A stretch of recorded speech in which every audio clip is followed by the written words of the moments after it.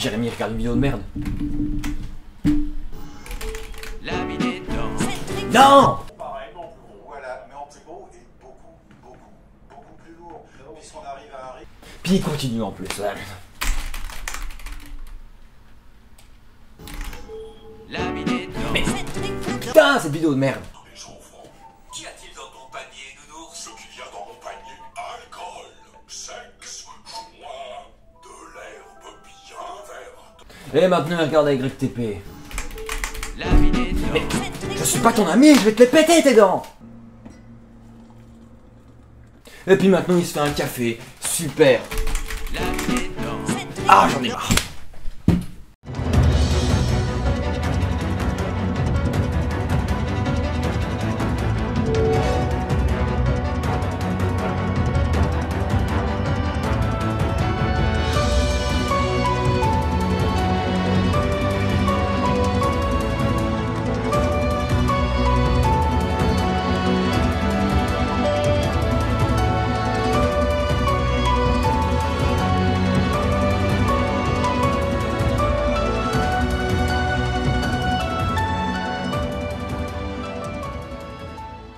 Bonjour à tous et bienvenue pour ce nouvel épisode de Rétro Discussion. Ça fait très longtemps qu'il n'y a pas eu de Le dernier est sorti en février. C'était sur Voilà c'est Gromit. Alors on avait fait un spécial Hardman et après il y a eu le mini rétro discussion sur Wonka. Ouais donc ça fait longtemps. Donc 23e épisode de Café Rétro.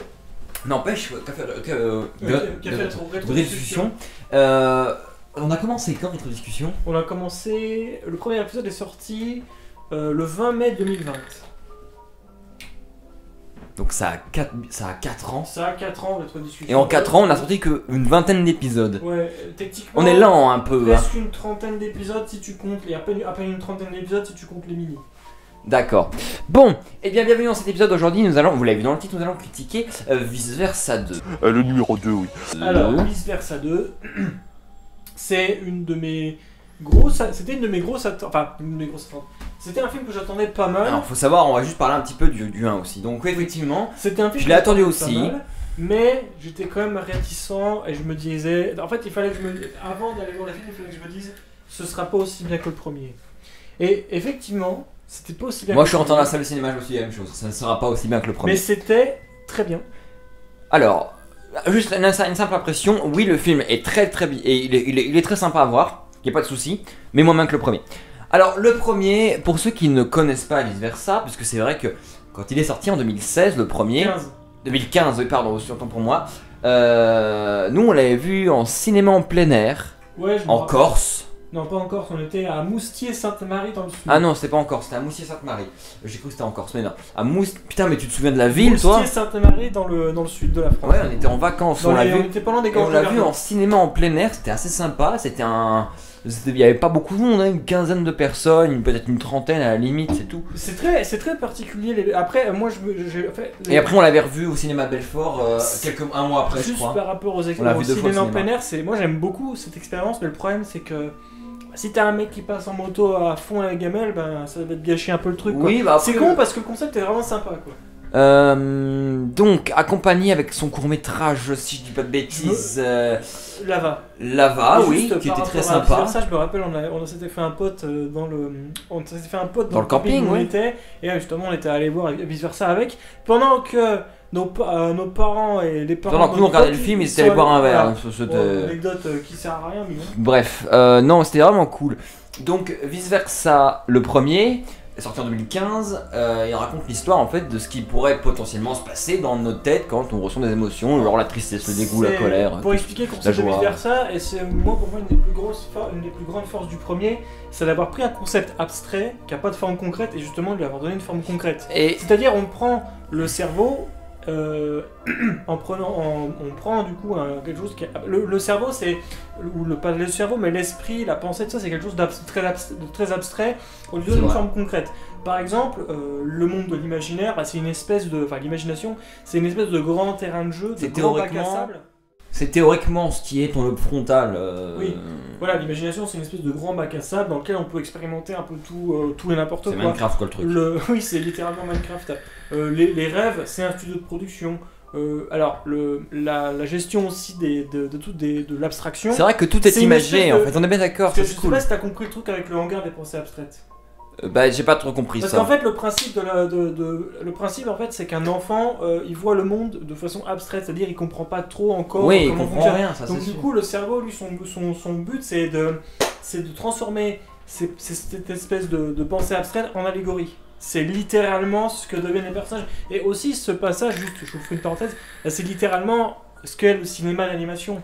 Tu prends des trucs qui, pour un gamin, paraissent abstraits, et tu lui donnes une forme plus allégorique.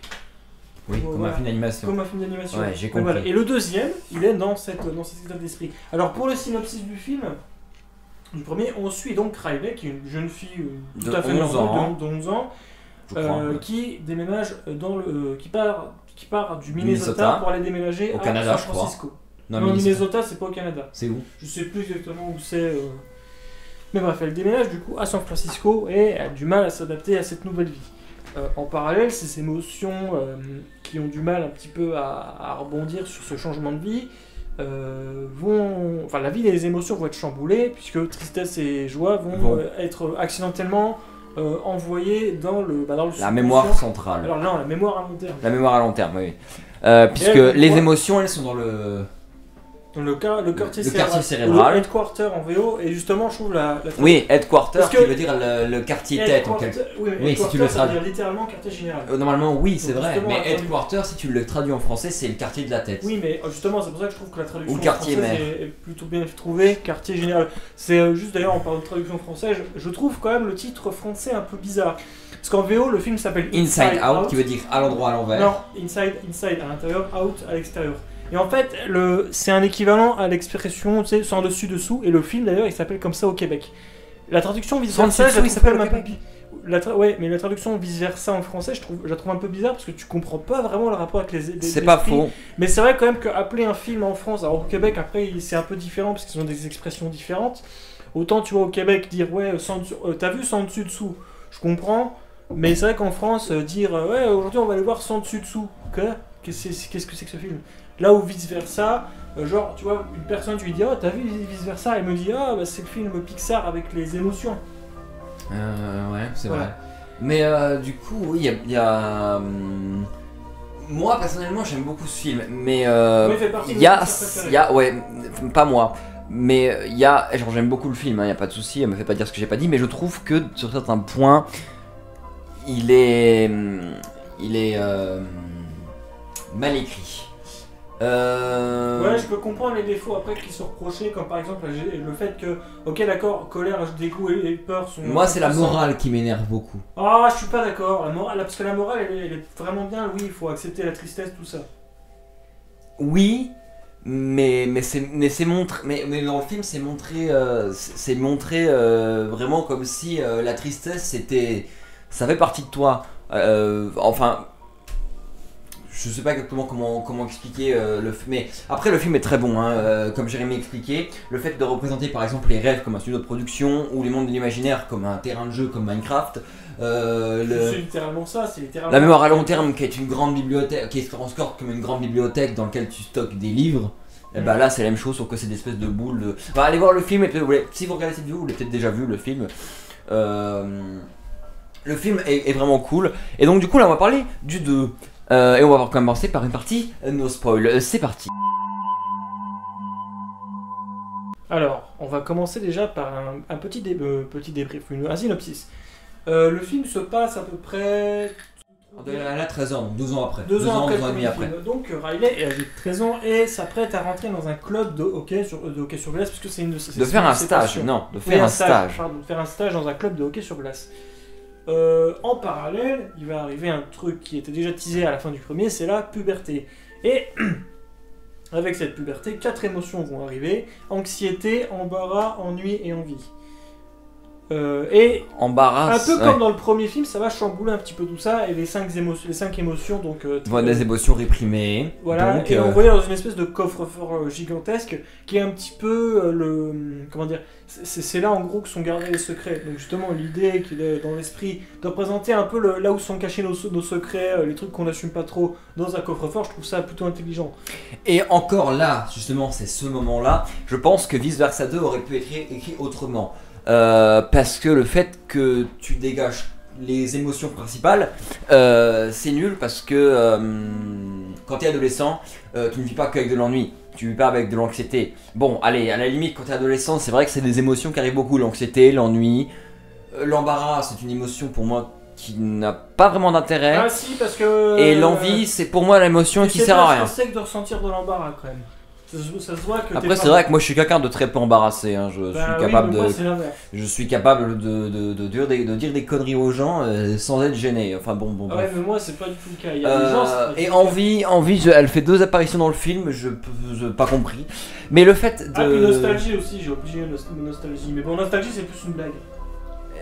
Oui, mais du coup, Ah, la radio. et dans le 2 aussi, alors je vais finir avec ce chapitre. Le fait de dégager les émotions n'est pas incroyable parce que. Ah oui, et puis une nouvelle apparition aussi, c'est comment ils appellent ça là? Alors, tu vas parler de la mascotte un peu style Non, pas la mascotte. Ah bah, alors oui, mais ça on en parlera pas, c'est spoil. Ça va bien. Ça, avec Emmanuel Curtil. Je sais pas si toi t'as trouvé ça drôle ou si ça Ah t'a si. énervé. Ah non, moi j'ai trouvé ça drôle. On en parlera après. Mais il y a une nouvelle truc qui apparaît, c'est l'estime de soi. Ah, avec ça toutes les émotions qui forment Riley, quoi. Donc, des souvenirs bons ou mauvais, puis ça crée l'estime de soi en fait.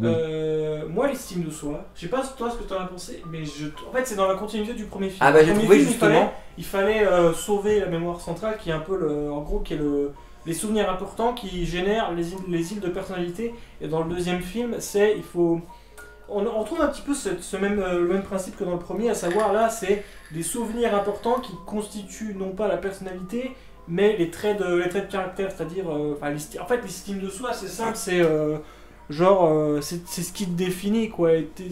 Et en fait c'est là où je trouve le film intelligent, c'est que dans le premier il parlait surtout de l'enfance et entre guillemets de ce qui forge notre personnalité, nos passions, ce qu'on aime, ce qu'on n'aime pas. Et dans le deuxième c'est plus essayer de faire sens de tout ça et essayer de s'assumer.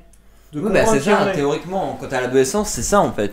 C'est avoir une estime de soi et comprendre qui tu es, quelle est ta place dans le monde. Oui, puis rien que le fait et en soi, justement, je trouve que l'estime de soi, c'est le meilleur ajout de ce deuxième film. Puis rien d'essayer d'expliquer à un enfant, parce que tu vois, moi, j'aurais été gamin, genre 10 ans, on me parlait d'estime de soi, j'aurais pas trop compris ce que c'est. Évidemment, oui, je comprends. Donc tu vois, c'est très bien justement que Pixar ait eu cette idée de... Après, en soi, je trouve que tu compares Vice Versa 2 ou Vice Versa à Saul, je trouve qu'en termes de compréhension, Saul est plus difficile à comprendre que Vice Versa. Et Saul, il a un autre problème en fait, je reviens souvent sur la critique. D'ailleurs, je reviens souvent sur la critique, excusez-moi, je reprends souvent la critique de Saul, et c'est vrai que le problème de Saul, c'est qui Merde.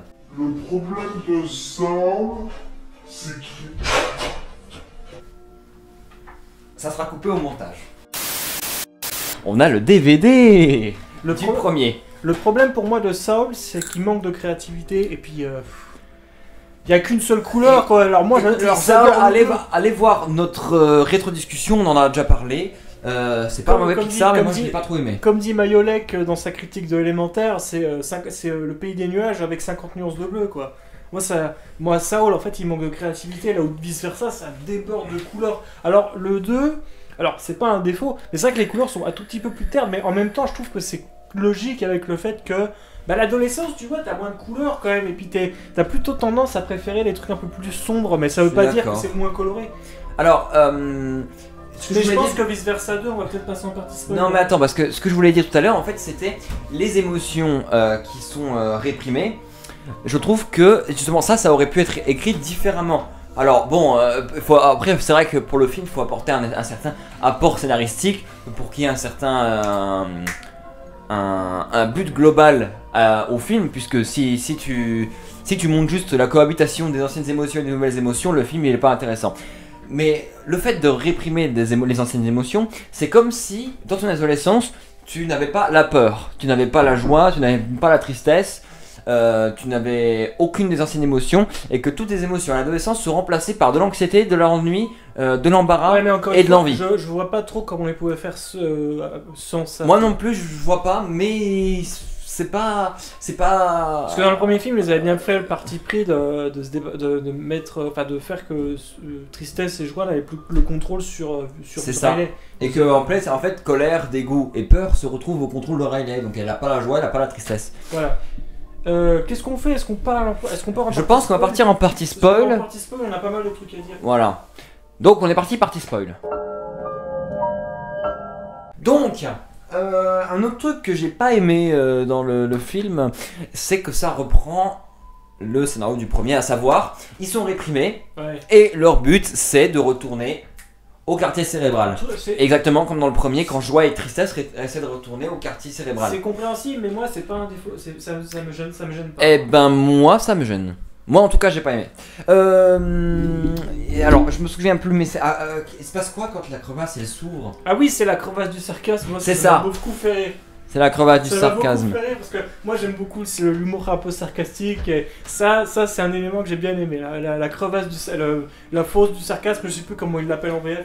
Quand on a vu le film en VF, on l'a pas vu en VO. Ouais, il y avait pas de séance VF, moi je l'ai. Bon, on l'a pas vu ensemble de toute façon. Ça donc, m'a bien fait rire. Tu l'as vu quoi toi? Tu l'as vu le lendemain? Parce que moi je l'ai vu le Moi, lendemain de la je sortie. l'ai vu en avant-première. Ah, bah moi je l'ai vu le lendemain de la sortie. Je commençais le travail à 18h, je me suis dit, bon, j'allais me faire un petit cinéma. Et la crevasse du sarcasme, moi, ça m'a bien fait rire. En fait, le film, moi, ce que j'aime beaucoup, c'est que, oui, alors ça répète un petit peu les éléments au scénario. Ça reprend la trame du premier, mais ça permet aussi d'explorer des nouveaux éléments. Toujours dans cet esprit de, on prend un truc abstrait et on lui donne un truc concret. Typiquement, littéralement en français, le courant de pensée, comme ça qu'ils l'appellent. Oui, Je sais pas comment ça s'appelle en VO, mais ça, je trouve que c'est une idée. C'est en gros une rivière. C'est une rivière dans laquelle, bah, en gros, quand t'as faim, bah, t'as de la bouffe qui circule dans la rivière. Ça c'est rigolo. logique, Et oui, du oui. coup, c'est quoi? C'est quand t'as envie d'aller aux toilettes, c'est quoi?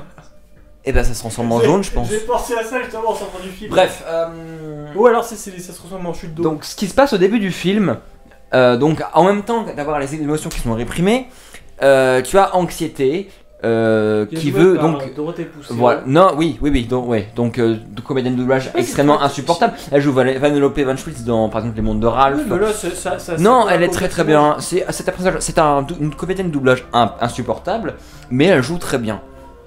Il n'y a pas à dire, c'est une comédienne de doublage qui est géniale. Moi, je tiens à un truc que je voulais dire depuis longtemps. Dorothée Poussey, c'est pas ma comédienne de doublage préférée. Moi non plus, Dans le sens mais elle où joue très bien. Elle joue très bien les personnages excentriques comme Anxiété, Vanellope, dans Les Mondes de Ralph.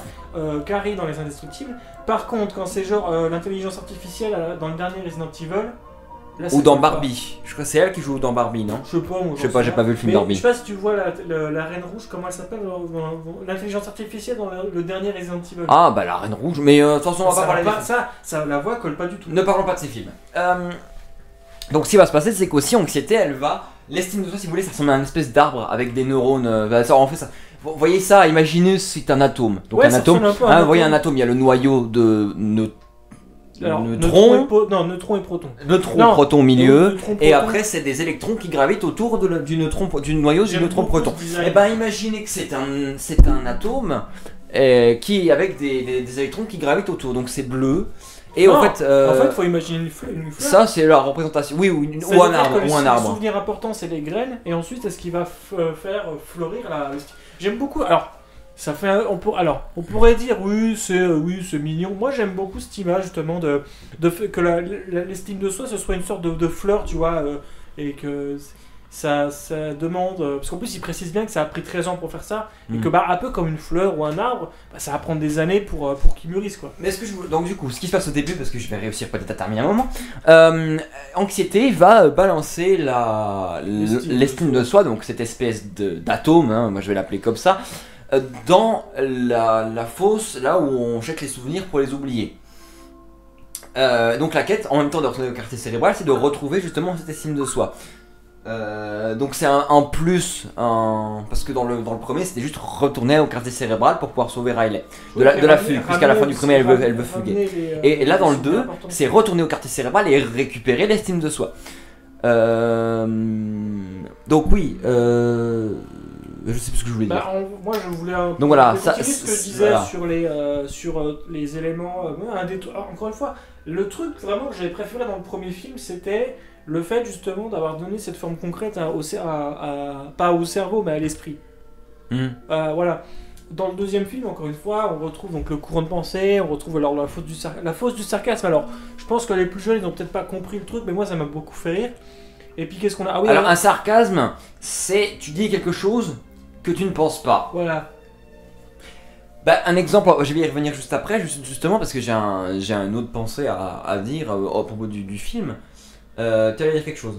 Non, je vais rien dire, vas-y. Alors, dans le film, au tout début, quand elles se font repérer par la patronne, la directrice d'une grande équipe de hockey sur glace, qui est un sport assez sympa, le hockey sur glace. J'en ai déjà fait et c'est un sport assez sympa. Donc, elle va se recruter avec deux autres de ses amis, que je n'ai pas retenu les prénoms. Ses amis d'enfance qu'elle a rencontrés quand elle est arrivée au collège, donc au début du film. Sauf qu'une fois qu'elle va arriver dans le bâtiment, enfin dans l'espèce de je sais comment ça s'appelle, le club. Ouais, voilà, un club, voilà, on va appeler ça. Quand elle arrive au club, elle rencontre la chef d'équipe de l'équipe de hockey sur glace dans lequel elle va faire un stage. Et ouais, pour paraître cool, elle dit à un moment ouais, j'aime bien. Tu sais, elle parle d'un groupe de musique ringard et en même temps, justement.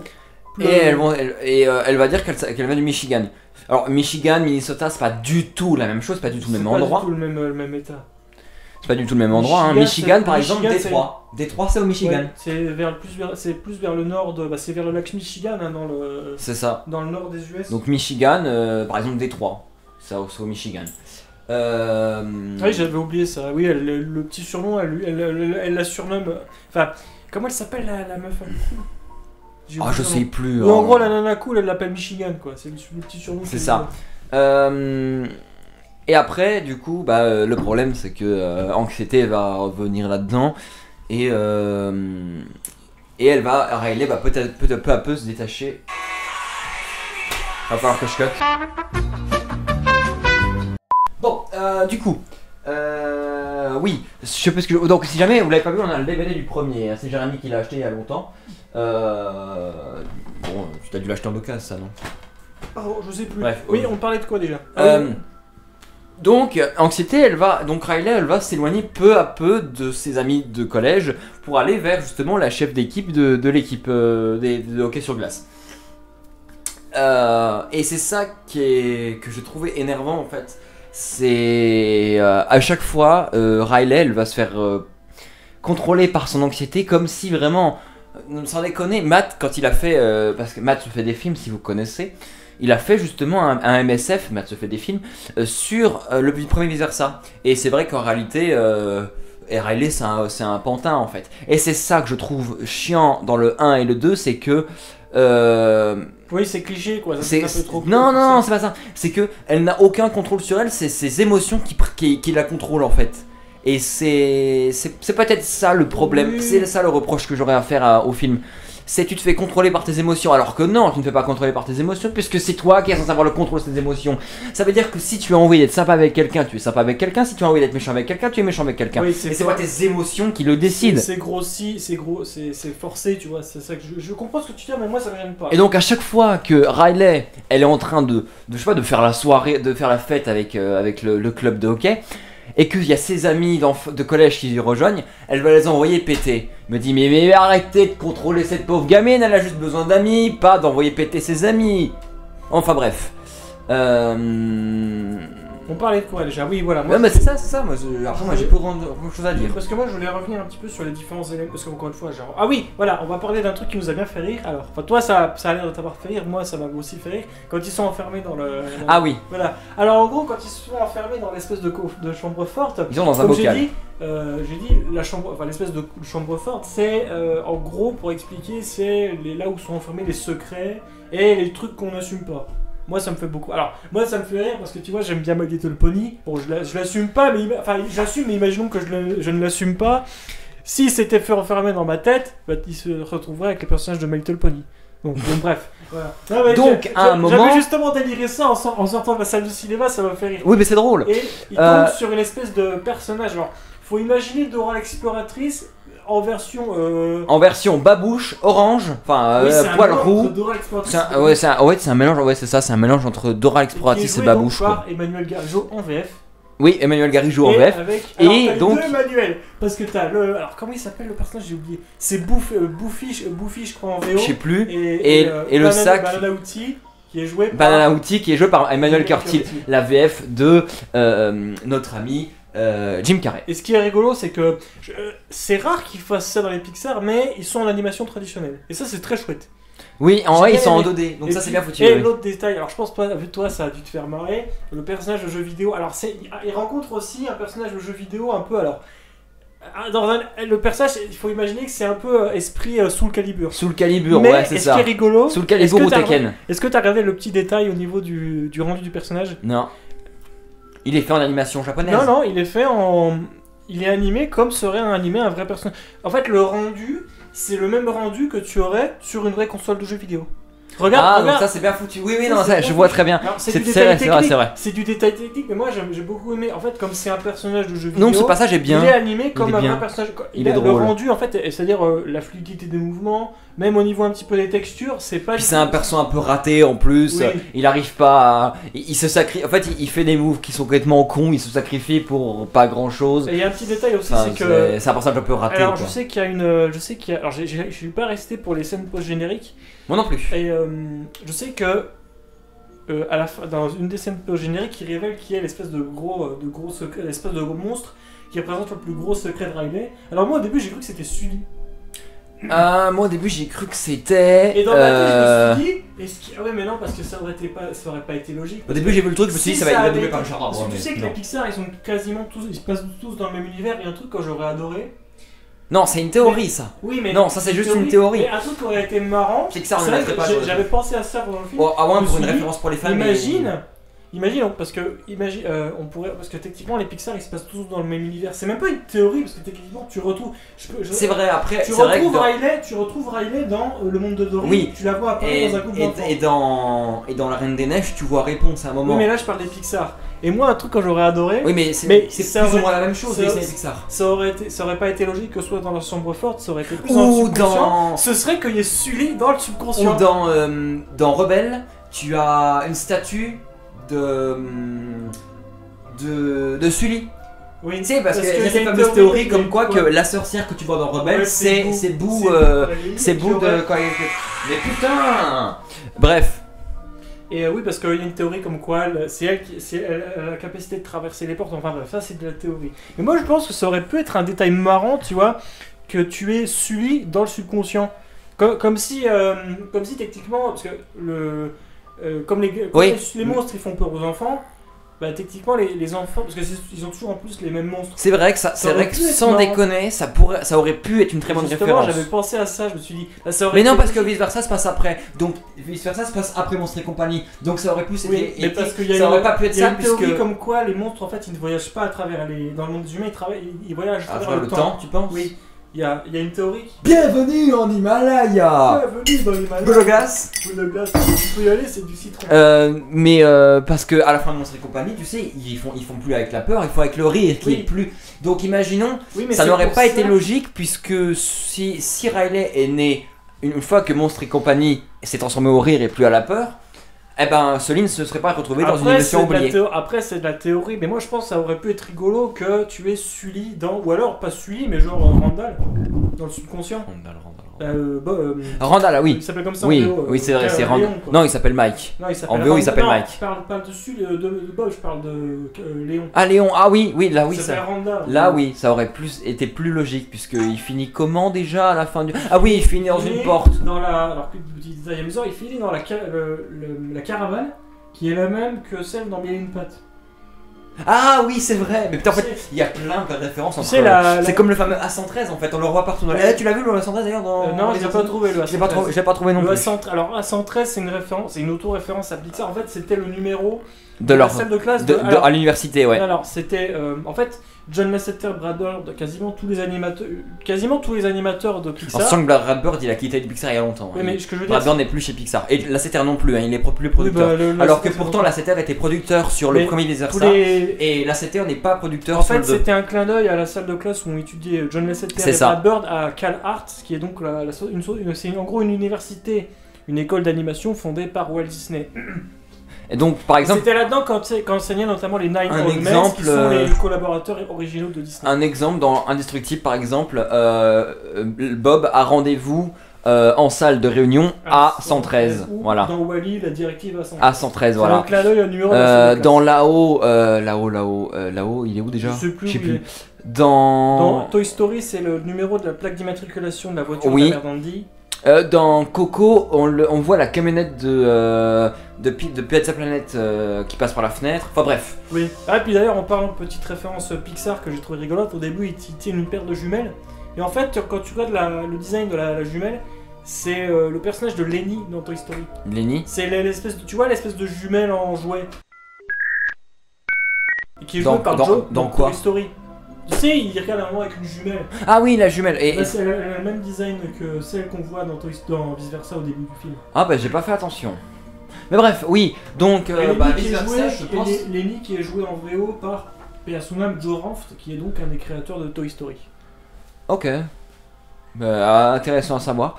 Oui, mais je pense qu'on a plus grand chose à dire sur Non, Vice Versa non, 2. Parce que Vice Versa 2, En tout cas, Vice Versa 2, un bon film, un peu mal écrit sur quelques passages, sinon des passages qui sont quand même assez drôles, c'est toujours de l'humour on Pixar. pourrait dire, ouais, d'où est-ce qu'elles sortent les émotions, mais on passe outre. Voilà. Mais sinon, c'est un bon film qui est beaucoup moins bien, enfin qui est moins bien que le premier, qui est pas beaucoup moins En bien. fait, Il est quand même sympa à regarder, il est moins bien que le Mais premier. tu vois, je pense qu'un truc qui pourrait être mort à faire, ce serait un soir se faire les deux. Le jour où ils seront sur. Moi j'attends qu'ils sortent sur Disney. Bah, on a déjà le premier en Tu te les DVD. fais- tu te fais les deux à la suite, et puis voilà quoi. Ça fait vraiment. En fait, le 2, je le vois plus comme une extension du premier qu'une suite. Ouais, c'est pas fou. Il C'est est un peu plus- comme Zelda Tears of the Kingdom qui est la V2 de Breath of the Wild qui lui était la bêta.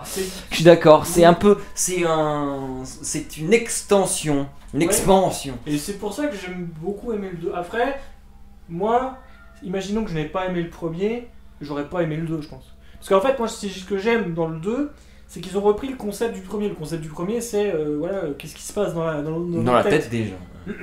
Vous êtes-vous déjà demandé ce qui se passe Qu'est-ce qui dans se la passe tête des quand gens? on rêve? Qu'est-ce qui se passe? Comment ça fonctionne notre façon de voir le monde et de transformer tout ce qui est abstrait en allégorie? Mais donc du coup, Comment ça fonctionne l'imaginaire? Comment ça fonctionne la pensée? Comment ça fonctionne... Tiens d'ailleurs, on Mais voit oui, mais plein de la c'est pensée. c'est pour ça, oui, mais parce qu'il était dans le premier, pourquoi le remettre dans le 2 alors que.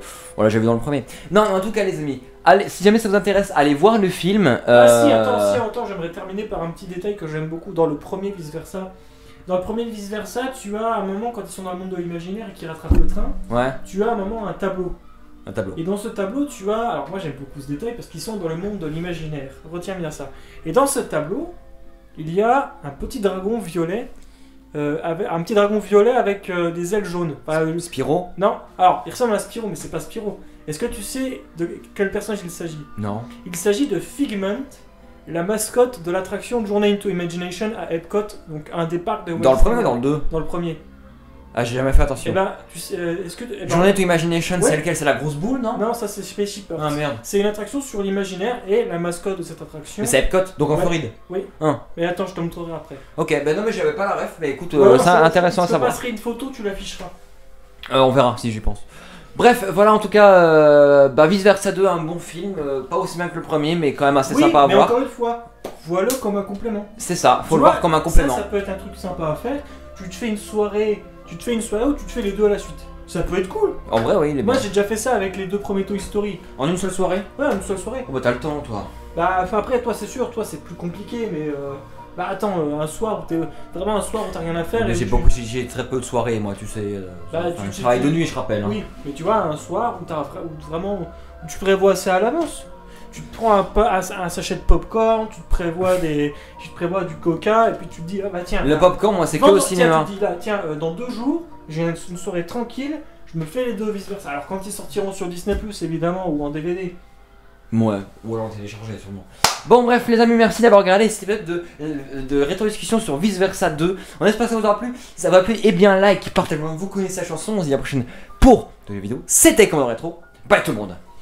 Abonnez-vous, cloche, Gérard.